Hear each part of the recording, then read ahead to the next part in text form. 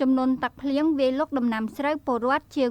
219ហិកតានៅស្រុកស្រីសន្ធរអភិបាលខេត្តបើកកិច្ចអន្តរាគមន៍ដោះស្រាយបន្ទាន់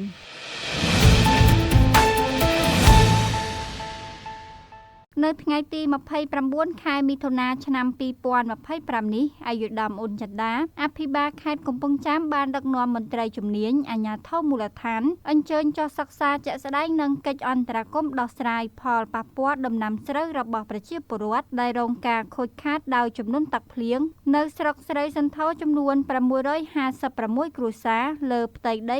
219ហិកតាស្ថិតនៅឃុំចំនួន3នៃស្រុកស្រីសន្ធរនៅក្នុងឱកាសនោះក៏មានវត្តមានអញ្ជើញចូលរួមពីសំណាក់អាយុធមខុតផនប្រធានក្រុមប្រឹក្សាខេត្តអាយុធមលូកំឈុនប្រធានក្រុមការងារចោះជួយស្រុកស្រីសន្ធរនិងអ្នកពាក់ព័ន្ធមួយចំនួនទៀតចំពោះឃុំទាំង3ដែលទទួលរងផលប៉ះពាល់ដោយសារចំនួនទឹកភ្លៀងរួមមាន1ឃុំជីបាលមានផ្ទៃដីប៉ះពាល់ខូចខាតចំនួន150ហិកតាស្មើនឹង